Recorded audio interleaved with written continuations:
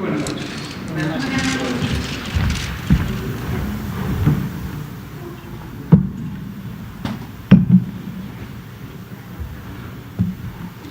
Hoy es lunes 18 de mayo. Hasta el momento sí, ahorita les cuento. Lunes 18 de mayo de 2020, son las 19:01 horas y estamos en el Palacio Nacional, en la Ciudad de México, en el Palacio Nacional de México, y vamos a iniciar la conferencia de prensa diaria sobre la situación de la pandemia de COVID, la nueva epidemia causada por el nuevo coronavirus SARS-CoV-2. Hoy, en principio, me voy a enfocar yo a el informe técnico, como lo hacemos todos los días, y estamos viendo ahorita, solo que tuvieron un pequeño contratiempo, si nos pueden acompañar colegas del Instituto Mexicano del Seguro Social y de la Secretaría del Trabajo para darles comentarios iniciales sobre lo que presentaremos más formalmente mañana del protocolo de seguridad sanitaria en el trabajo, lo que esta mañana comentó el presidente, que le preguntaron a él, y justamente tenemos algunos avances del procedimiento, principalmente con el propósito de que las empresas que están involucradas en el proceso de los sectores productivos, específicamente de construcción, de autotransportes, minería y construcción, continúen el trabajo que ya están haciendo y resolver cualquier inquietud que pudiera haber al respecto por parte de ustedes. Y bueno, les cuento más en un momento. Sí, me voy a parar.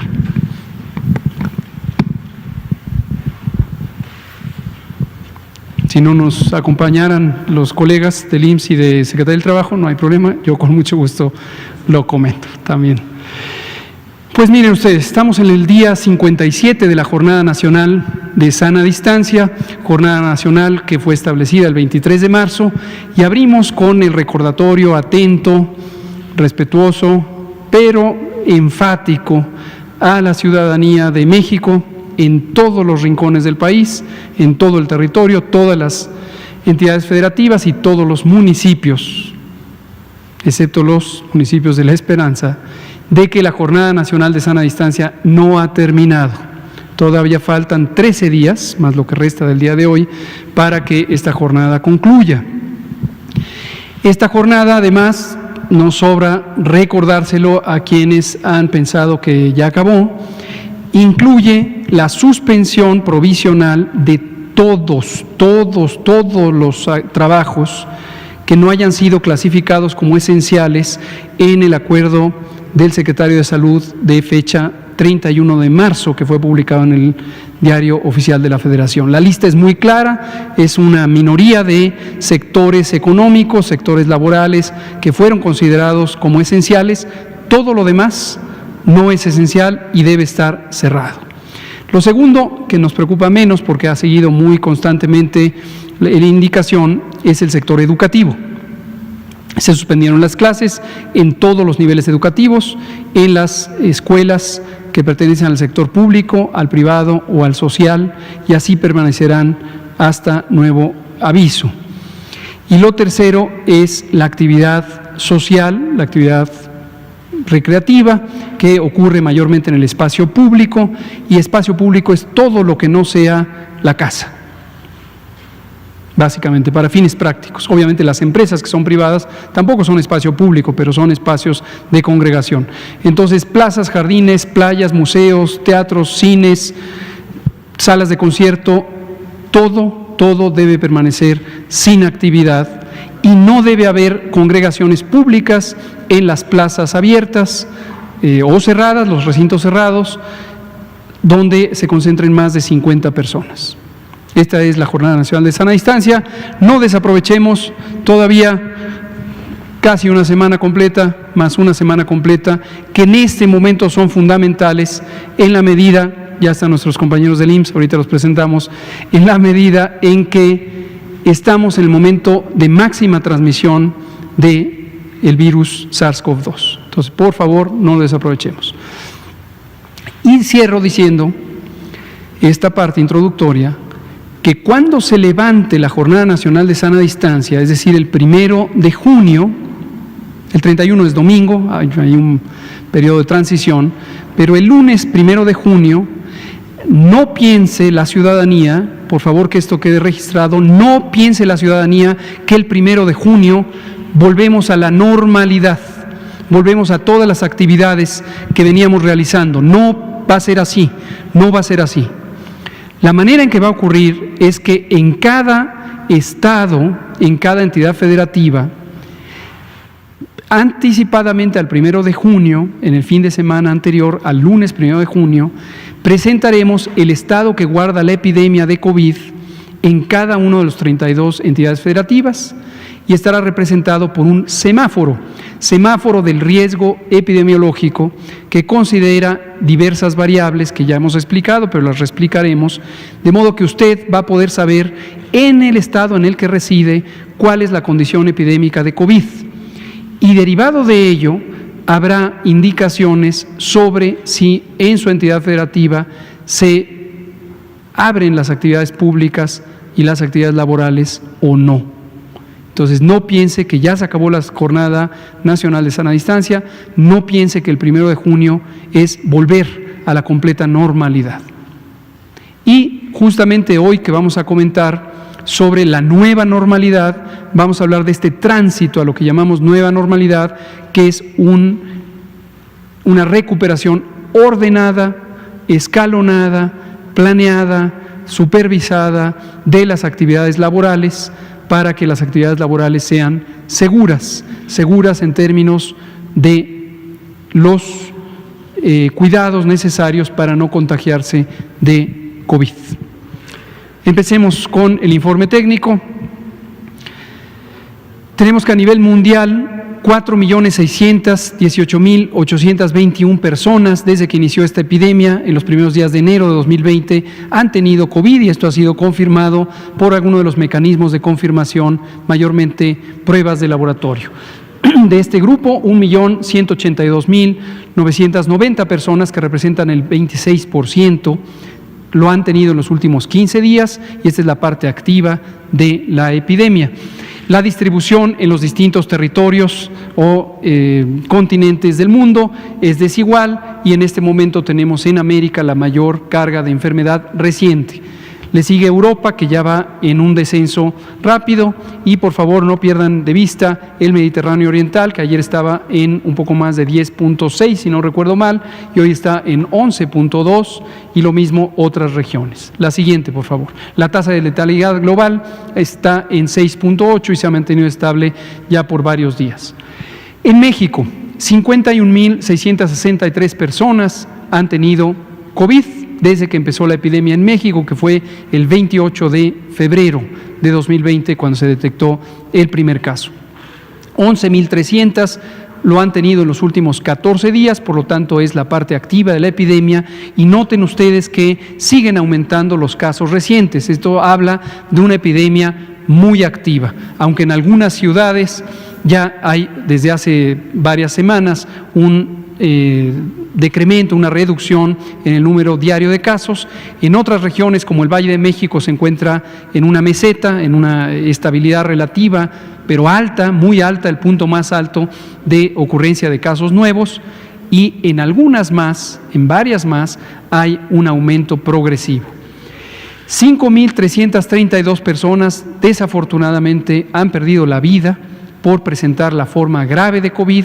COVID es una enfermedad que tiene todo un espectro, no son enfermedades distintas, la grave y la leve, simplemente es un espectro. Hay personas, afortunadamente la mayoría, en general se estima 8 de cada 10, que tienen solamente la parte leve del espectro de enfermedad: tos, fiebre, dolor de garganta, enrojecimiento de los ojos, estornudos y otros síntomas accesorios.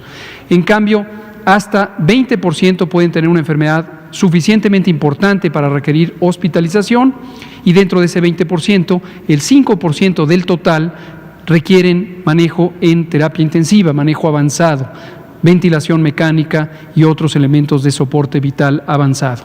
177.133 personas han sido estudiadas, quiere decir reconocidas como que fueron casos sospechosos, y en su momento fueron identificadas como casos confirmados, los 51.633, o fueron descartadas como 98.567. La siguiente, por favor. En el mapa de la historia de esta epidemia en México vemos pocos cambios en cuanto a la distribución relativa en los estados, pero hoy sí vemos ya una incorporación de algunos estados en colores rojos más oscuros. El Valle de México ya lo estaba, pero algunas regiones no lo estaban. Y ha incrementado la prevalencia, es decir, la cantidad de casos acumulados por 100,000 habitantes y tenemos en este momento 40.4 por cada 100,000 habitantes. En forma más clara, en una gráfica de barras, en la siguiente diapositiva, podemos ver la distribución entre las distintas estados, las distintas entidades federativas. En la Ciudad de México ha habido 14.566 personas que han tenido COVID y 8.556 en la zona conurbada del Estado de México, en el Valle de México, seguido por los estados que se muestran aquí. Y en la siguiente diapositiva lo que vemos es la carga de enfermedad nueva en los últimos 14 días. ¿Por qué es importante los últimos 14 días? Porque es el periodo estimado como tiempo medio de infección, de capacidad de infectar a otras personas. Y vemos 11.300 personas que han tenido COVID reciente. Aquí vemos, en cambio, que la distribución heterogénea nos lleva a que algunos estados empiezan a estar en colores de baja transmisión. Ya habíamos hablado de Baja California Sur, ahora hablamos de Nayarit, y que empiezan a tener una reducción en la carga de enfermedad reciente. Y noten ustedes, Quintana Roo, que estaba en rojo, ahora está en amarillo. Es decir, va reduciendo su carga de enfermedad y ahora está Quintana Roo por debajo de los 250 casos. La siguiente. Si lo vemos en el gráfico de barras, vemos la carga de enfermedad reciente también predominando en el Valle de México, seguida de Tabasco, Veracruz, Baja California y otros estados que están por ahí. Y miren dónde está ya Quintana Roo, que en su momento era la cuarta entidad federativa con la mayor carga. Esto es una excelente noticia porque en Quintana Roo ha habido un muy buen control epidémico y quiero reconocer mi aprecio y respeto por la autoridad sanitaria de este estado, que mantuvo un muy estricto control. Llegó a reducir hasta 85% la movilidad en el espacio público y esto le ha valido un éxito de salud pública, todavía no completo, en la medida en que sigue habiendo una parte de la transmisión, pero muy pronto llegarán a ello. Nuestro respeto y reconocimiento al gobernador Carlos Joaquín y a la secretaria de Salud, la doctora Alejandra Aguirre Crespo. La siguiente. 8.84 personas por cada 100,000 habitantes en promedio en México han tenido COVID en los últimos 14 días. Y esta comparación por incidencia nos permite hacer una comparación adecuada entre poblaciones de distinto tamaño. Lo vemos en la siguiente diapositiva, en donde podemos identificar por número exactamente cuál es la incidencia estimada en cada una de las entidades federativas. La Ciudad de México se ha mantenido por tercer día consecutivo en 30 por cada 100,000 personas y el Estado de México en 25. Tabasco en 25. El Estado de México tiene una incidencia considerablemente menor cuando la vemos por tamaño poblacional, dado que es una de las entidades federativas más poblada, la segunda de hecho, entonces representa mucho, pero cuando lo vemos por incidencia no representa una importante carga de enfermedad nueva. En la siguiente vemos la mortalidad y la vemos representada con fecha de ocurrencia para estas 5.332 personas que muy lamentablemente perdieron la vida por haber presentado COVID. Y tenemos 656, que es un número que cambia todos los días. Ya hemos comentado que no son las mismas personas, algunas ya entran a ser confirmadas, otras se descartan como casos de COVID y otras permanecen en un periodo de estudio. La siguiente, por favor.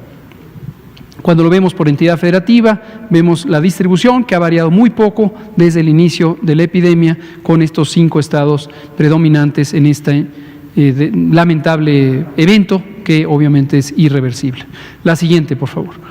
Finalmente, o casi finalmente, tenemos a nuestros casos confirmados, tenemos nuestros casos sospechosos, y lo que podemos ver es que independientemente de si son confirmados o son sospechosos, trazan la curva epidémica de casos. En esta situación, en esta presentación gráfica, por fecha de inicio de los síntomas, no por fecha de registro. ¿Por qué enfatizamos a veces esto? Porque las dos curvas pueden discrepar. Generalmente la de casos por inicio de los síntomas está más extendida en la medida en que hay distintas fechas. Para la misma fecha de presentación hay personas que tuvieron síntomas ayer, otros anteayer, otros 3 días antes, otros 4 días antes y así. Y lo segundo que deben tomar en cuenta siempre al ver una gráfica por inicio de los síntomas es que es una gráfica continuamente cambiando.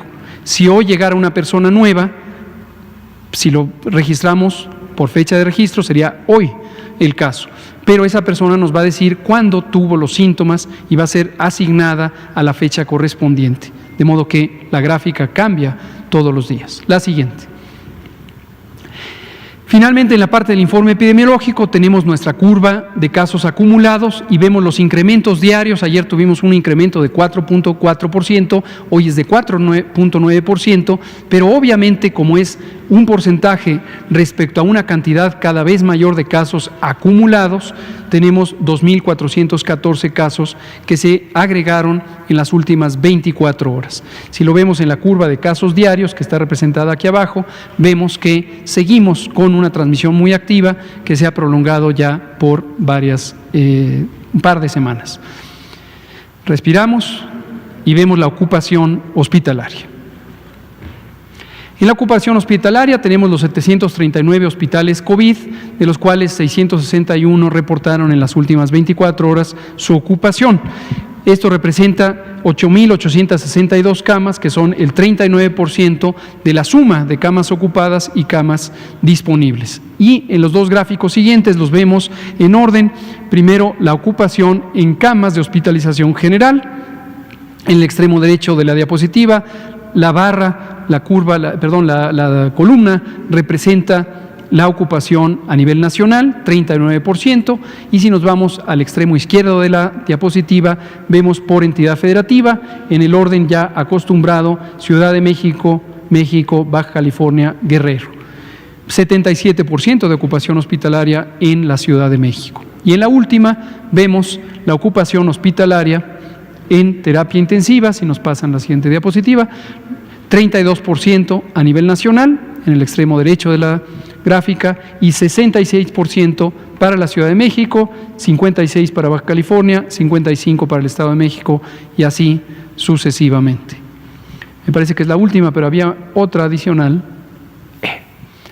Cuando hemos presentado la ocupación hospitalaria, a veces existe la pregunta de ¿y cuántos hospitales COVID hay? Está el número, pero lo que no se ha apreciado es cómo ha ido cambiando a lo largo del tiempo el número de hospitales COVID.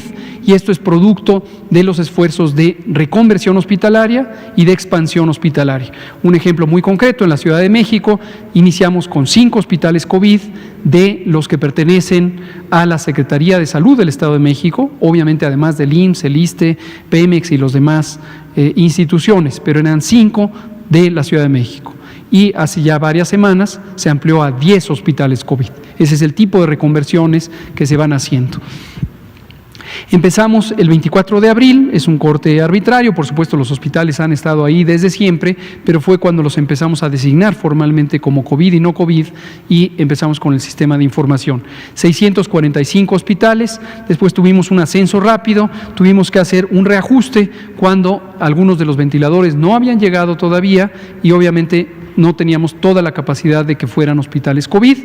Redujimos un poco y recuperamos la capacidad aproximadamente 8 o 9 días después, el 11 de mayo, cuando ya tuvimos esa cantidad que se ha continuado en incremento.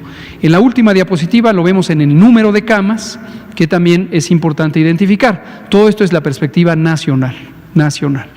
Aquí vemos que empezamos con 6.900 camas, está en decimales, está en miles, y 14.500 camas, respectivamente las de terapia intensiva y las de hospitalización general.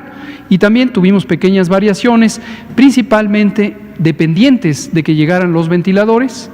tuvimos que reducir la expectativa, afortunadamente en un momento que estábamos lejos, muy lejos de una sobreocupación, que hasta el momento sigue a nivel nacional en 39%, y después los de camas de hospitalización general. En este momento, este es 17 de mayo, al corte tenemos 6.200 camas de terapia intensiva y tenemos 22.600 camas. ¿Es la última? Perfecto. Bien. Le vamos a dar la bienvenida al doctor Mauricio Hernández Ávila.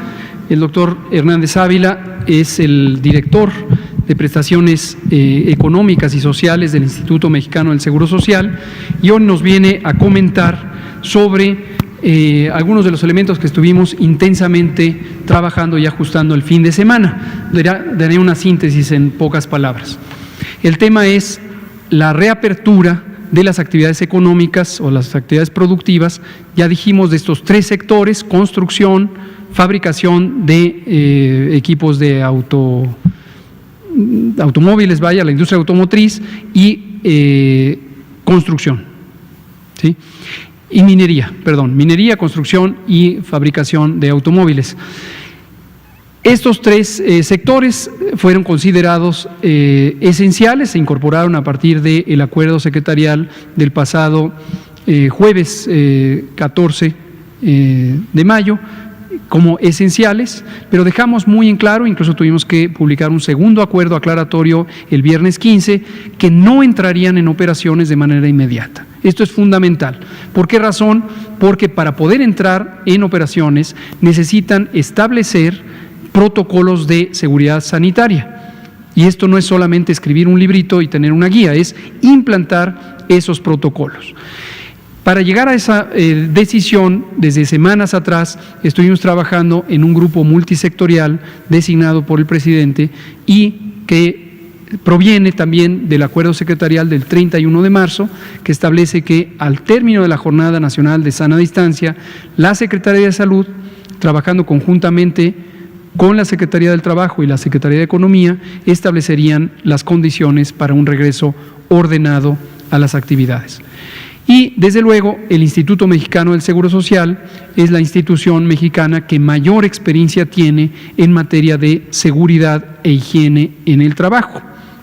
Específicamente hay una coordinación o dirección al respecto, y que hoy está afiliada a la Dirección de Prestaciones Económicas y Sociales, que encabeza el doctor Hernández. Termino la historia diciendo: a lo largo del fin de semana hubo conversaciones muy productivas con los sectores a través de sus cámaras de representación y también algunas empresas que fueron invitadas a mesas de diálogo coordinadas por la Secretaría de Economía y después en conjunto también con Trabajo, Salud y el Seguro Social.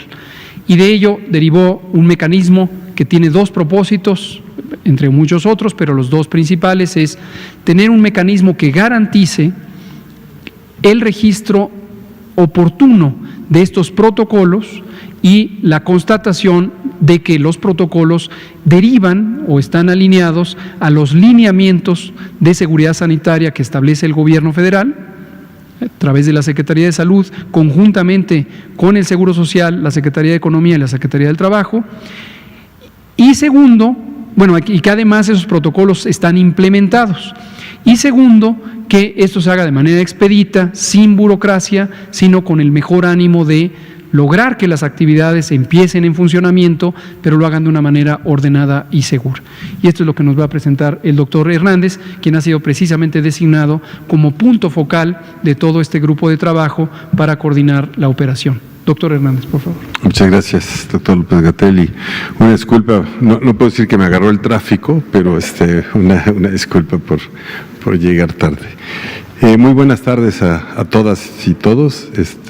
Me da mucho gusto estar con ustedes, sobre todo tocando este tema de la reactivación, porque si pensamos en la reactivación, quiere decir que estamos pensando que ya estamos avanzando en el control de la epidemia y que podemos empezar a pensar cómo reactivamos la economía. ¿Por qué el Instituto Mexicano del Seguro Social está muy interesado en este balance. Por un lado, el Instituto Mexicano del Seguro Social vive de las cuotas de los trabajadores y de los empresarios y las aportaciones de gobierno. Esas están íntimamente, directamente ligadas al empleo. Entonces, si no hay empleo, si no hay actividad económica, nuestras finanzas se dañan. Por otro lado, si hay una actividad económica desregulada y reactivamos las cadenas de contagio, pues recibimos muchos más pacientes con enfermedad COVID en los hospitales, y eso también tiene un costo humano y tiene un costo institucional para el instituto, porque hay que dedicar muchas camas a la atención de estos pacientes, de estas personas, y pues tenemos que ir difiriendo la atención que damos a los derechohabientes. Entonces es un balance que es muy problemático. Entonces, nosotros hemos planteado desde el instituto una serie de principios y una serie de reglas, que es lo que les quisiera yo presentar hoy. Primero, los principios, que es privilegiar la salud, privilegiar la vida. Ahí pues estamos todos conscientes de que esto es muy, muy importante. El segundo es una economía moral con eficiencia productiva, que sea cuidadosa de la salud de los trabajadores y que sea cuidadosa de esta nueva realidad que tenemos ahora con cadenas de transmisión. ¿Por qué? Porque en el momento en que activamos el trabajo, activamos una cadena muy importante de transmisión, que es el transporte, porque ahí entramos en contacto con muchas personas. Segundo, activamos otra cadena de contagio extremadamente importante también, que es el ambiente de trabajo. Entonces tenemos que cuidar las dos para ir avanzando. Otro principio es solidaridad con todos y no discriminación. Aquí pensamos, por ejemplo, en los pacientes vulnerables a las formas más graves de COVID, que son personas que viven con enfermedades crónicas, con diabetes descontrolada o hipertensión. Y aquí lo que estamos pidiendo a los empleadores es que no haya despidos ni marginación hacia las personas con estas enfermedades. Eso es muy, muy importante. Segundo, también, como ustedes saben, todas las actividades educativas ahorita están en casa. Y ciertamente las mujeres son las que más se involucran en esa supervisión y cuidado en casa. Entonces también estamos pidiendo y vigilando con los empresarios que las mujeres trabajadoras no pierdan sus empleos por esta desventaja, sino que haya tolerancia, que haya buenas formas para hacerlo. Entonces, en ese sentido. Y desde luego una responsabilidad compartida, público y privada. Tenemos 3 ejes de acción que hemos definido. Uno es el de vigilancia epidemiológica, y aquí les hablaré de esta vigilancia que tenemos en el instituto sobre las incapacidades temporales para el trabajo.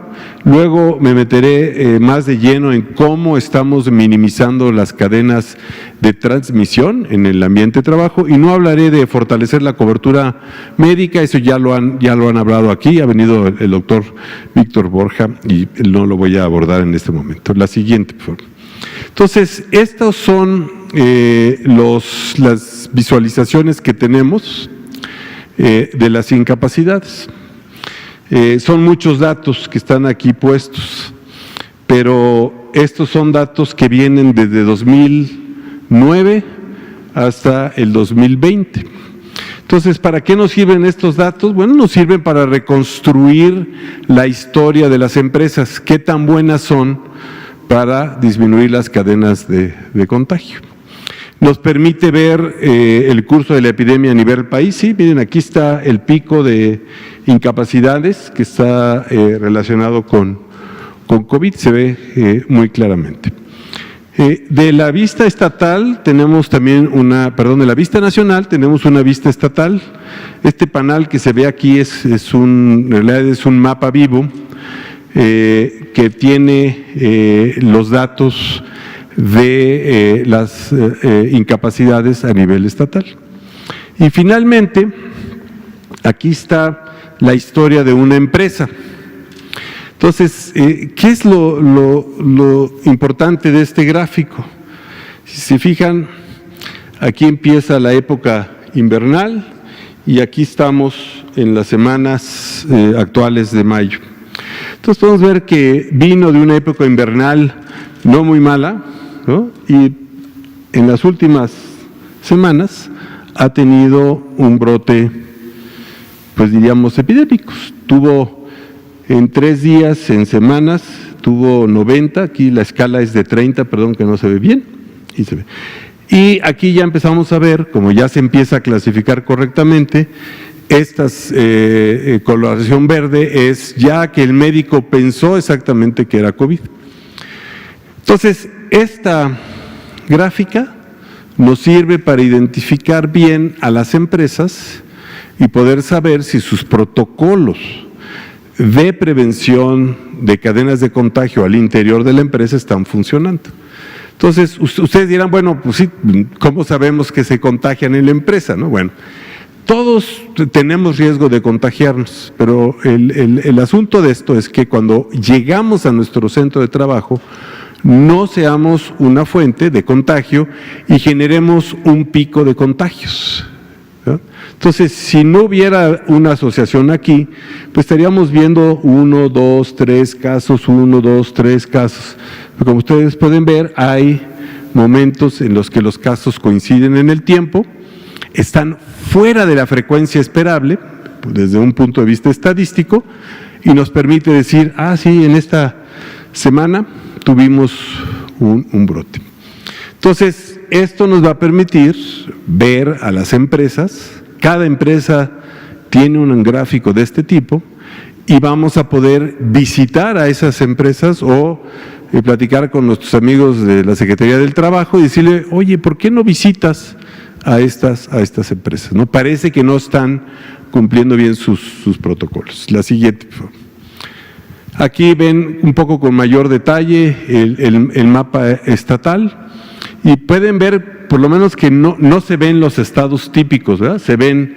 No se ve Baja California, no se ve la Ciudad de México ni el Estado de México, se ve Tabasco y se ve Nayarit.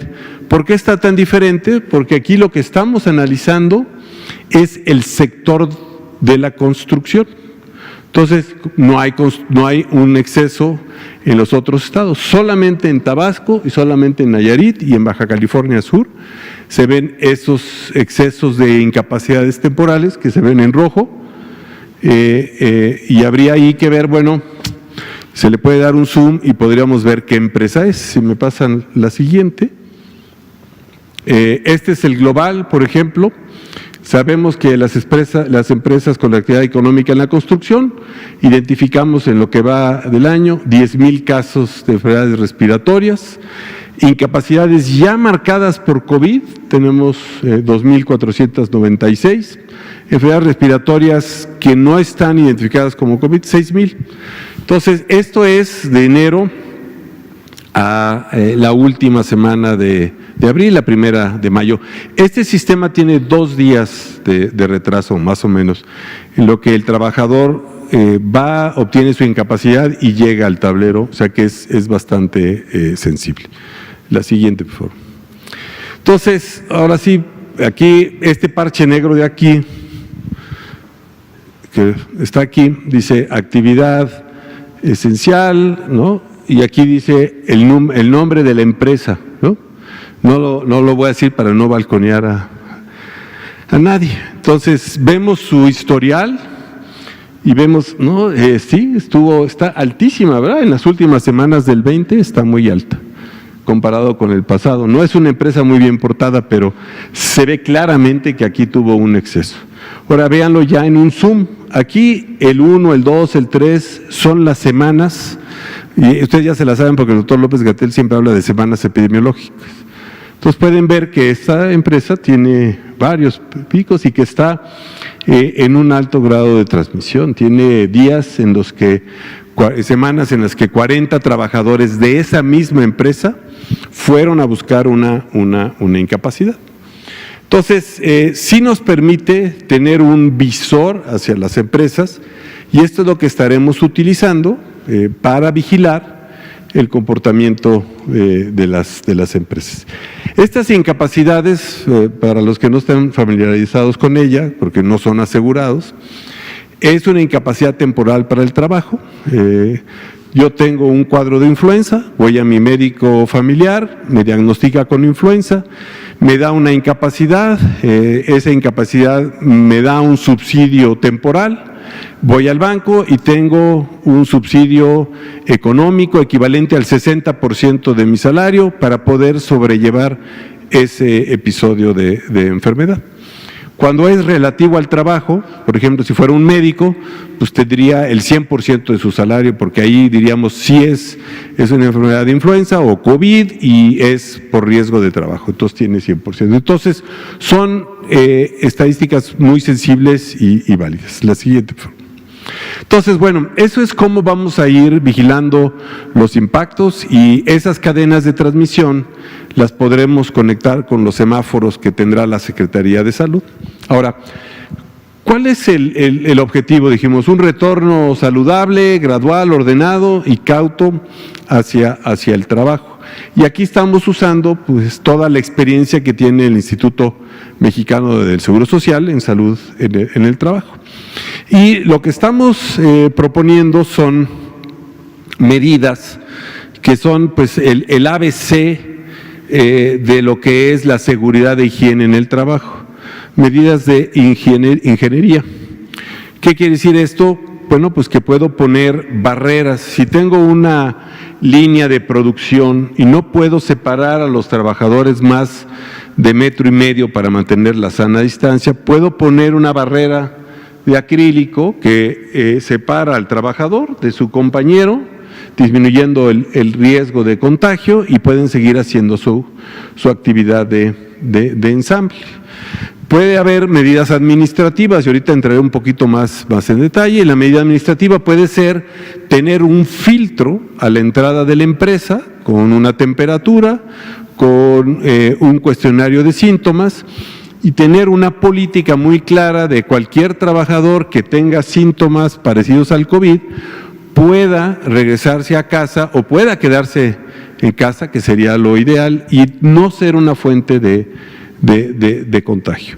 También vemos las cuestiones de protección personal, cubrebocas, caretas, guantes, botas para los zapatos. También vemos cuestiones de sanitización, que eso tiene que ver con tener alcohol gel disponible, también tiene que ver con tener una limpieza frecuente. Y después está la capacitación, porque pues todos tenemos que entender el valor que tienen todas estas acciones, porque van a ser incómodas, porque pues no nos gusta no comer con nuestros compañeros de trabajo, no nos gusta poder platicar o acercarnos. Entonces es bien importante que los trabajadores también tengan una capacitación para que se adhieran a estas medidas. Esa capacitación, aunque las empresas la tienen, también la estamos ofreciendo a través del IMSS en nuestra plataforma de cursos en línea masiva, el CLIMS, que ya ha capacitado a más de 1.5 millones de personas únicamente sobre aspectos de COVID. Y tendremos también otra serie de recursos educativos para cada oficio, para cada changarro, para cada empresa, chicas, grandes y medianas. La siguiente, por favor. Entonces, esto es lo que trabajamos y lo que hemos puesto en nuestra plataforma, junto con una colaboración muy estrecha con los colegas de la Secretaría de Trabajo, con Alejandro en particular. Es una evaluación que toma en cuenta estos controles, la sana distancia, las actividades de promoción de la salud, los controles de ingeniería, los controles administrativos y el uso de equipo de protección personal. Y entonces las empresas nos tienen que dar cuál es su plan para usar estos recursos que tienen. Y repito, esto es el ABC, o sea que esto aplica a la construcción, le aplica a la industria automotriz, le aplica a la industria extractiva o de minería, de diferentes formas, pero bajo los mismos conceptos. La siguiente, por favor. Entonces, por ejemplo, acciones de capacitación sobre promoción de la salud. Entonces, bueno, las personas tienen que saber que ir a trabajar con síntomas respiratorios en esta epidemia, en estos momentos, es muy malo, ¿no? Es peor que estornudar o no tener etiqueta respiratoria, ¿no? Ustedes imagínense un enfermero que va a un hospital, ¿no? Con síntomas de COVID, ¿no? Bueno, pues genera una cadena de transmisión grandísima, ¿no? Y lo mismo sucede en un hospital que lo mismo sucede en una armadora o en una industria cualquiera. Entonces es muy importante que los trabajadores y la población reconozcan los síntomas de COVID, que dominen la etiqueta respiratoria, que sepan las cadenas de transmisión para que nos protejamos en el trayecto y para que podamos tener una disciplina. Y luego están, desde luego, los cuidados en casa. Cuando estamos en confinamiento, la casa es el 30% de los contagios. Pero cuando estamos ya en el trabajo, la casa disminuye y entonces entra el transporte y entra el trabajo y entran las actividades sociales con 30 más o menos. Entonces sí es muy importante. La siguiente, por favor. Luego vienen los controles de ingeniería. Aquí hay algunos ejemplos, no están todos, pero por ejemplo hay empresas que tienen cámaras de video que les permite ver cuál es la cercanía que tienen los trabajadores, o que tienen ya una aplicación en el celular que les zumba cuando entran a menos de 1,5 metros con otro celular. Hay señalizaciones en las áreas de trabajo muy importantes, voy a mostrar algunos ejemplos. Sistemas de ventilación también son muy importantes, lo que decíamos de las barreras físicas y los sistemas de sanitización y protección para el calzado, que son básicamente los tapetes húmedos con hipoclorito de sodio. La siguiente, por favor.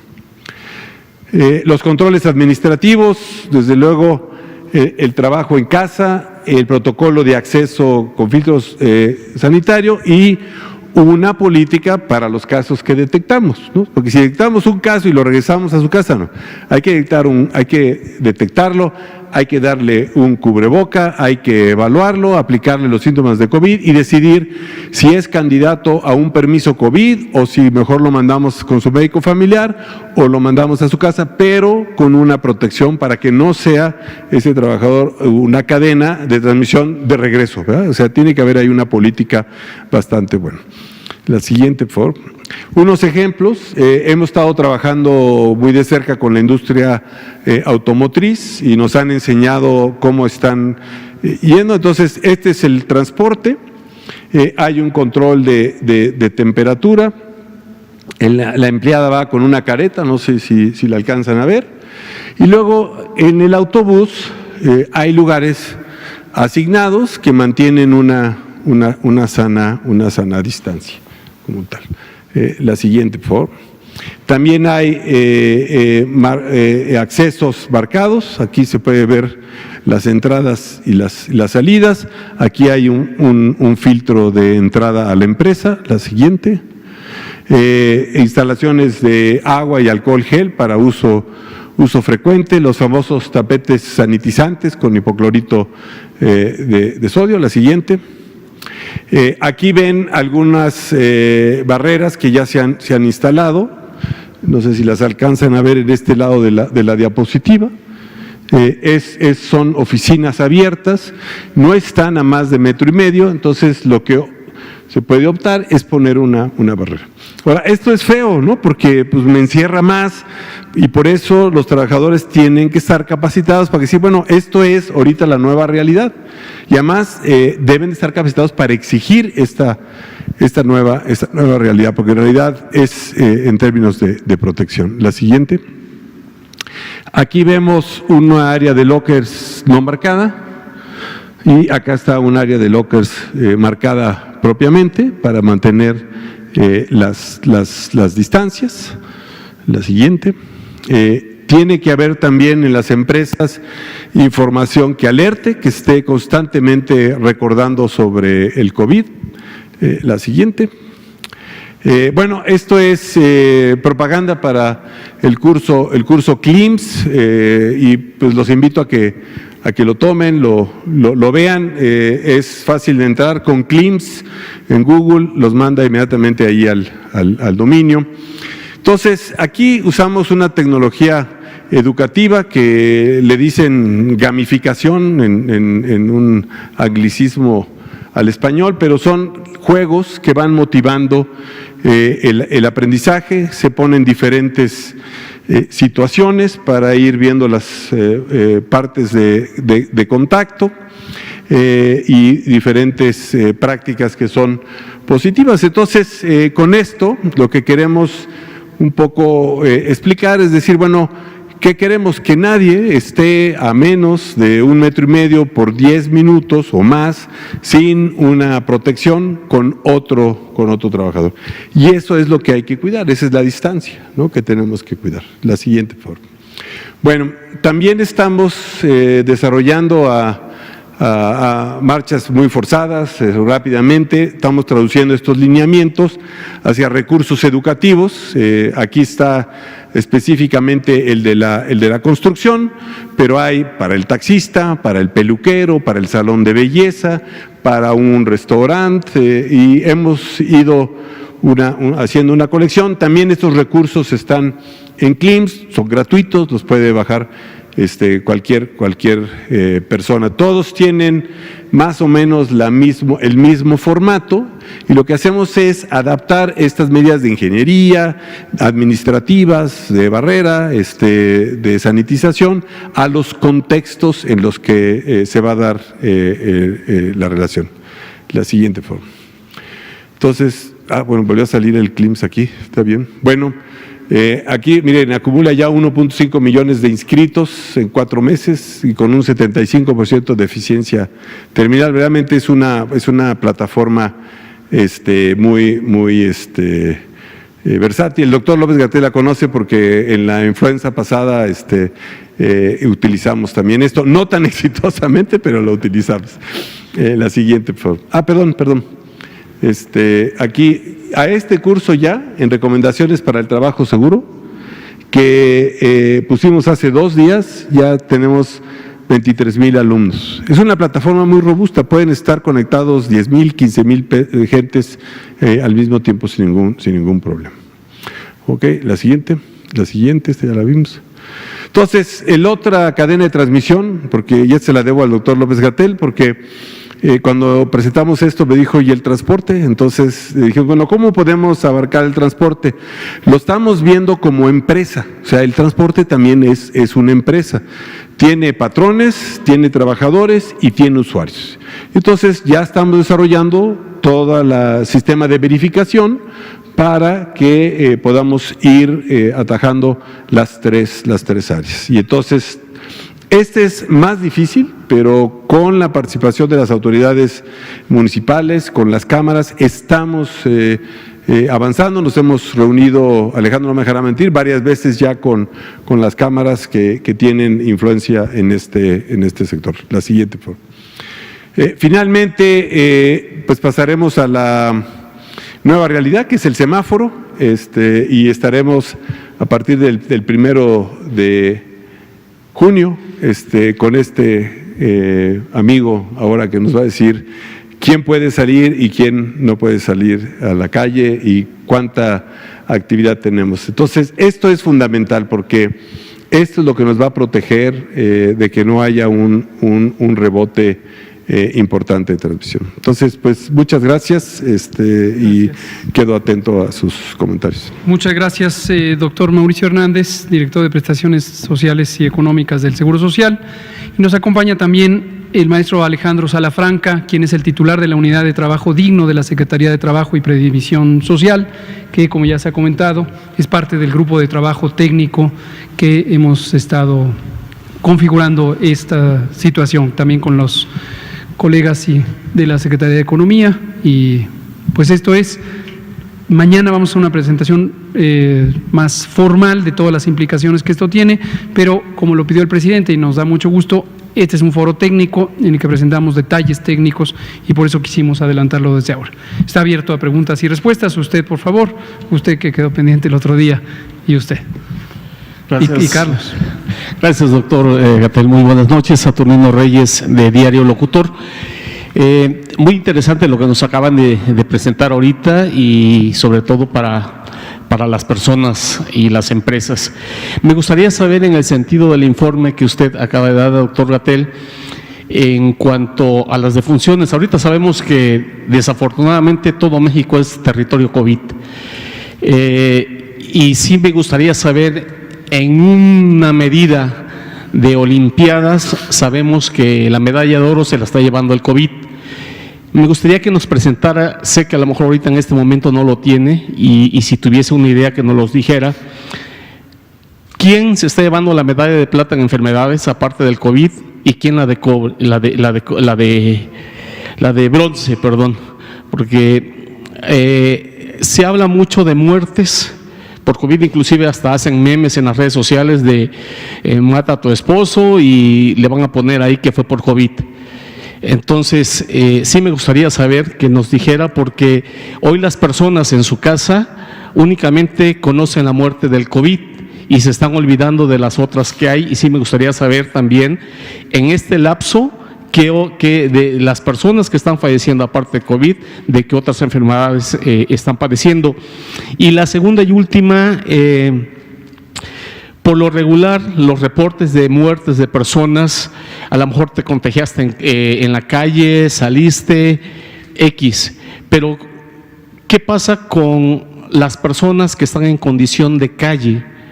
Esas personas, sí quisiera saber si ha habido reportes de muerte, si han ingresado a hospitales, andan en la calle como si nada, ha disminuido el número de indigentes. Sí me gustaría saber un poco de eso, porque esas personas, por lo regular, en su mayoría, son inmunes a muchas enfermedades por su falta de higiene, por las situaciones en el ambiente.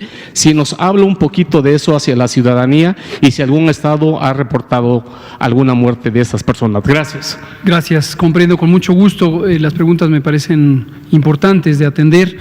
Respecto a las causas de mortalidad en México, han variado relativamente poco en los últimos 5 años, o muy poco en los últimos 5 años, son prácticamente las mismas, quizá han variado un poquito más en los últimos 10 o 15 años. Y desde hace cerca de 18 años tenemos un claro predominio de las enfermedades crónicas no transmisibles. Me centro en el dato de 2018, que es donde existe la estadística oficial más reciente de mortalidad, a cargo del INEGI, del Instituto Nacional de Geografía y Estadística, quien es la autoridad nacional independiente del gobierno, autónoma, que emite estas estadísticas. En 2018 murieron un poco más de 733,000 personas que fueron registradas, y las primeras 5 causas de muerte son, en este orden, las enfermedades cardiovasculares, después la diabetes mellitus, después están las lesiones de causa externa, que incluyen también la violencia. Están también las enfermedades del aparato digestivo, particularmente la insuficiencia hepática. Y después me estoy confundiendo, la tercera es neoplasias malignas, cáncer.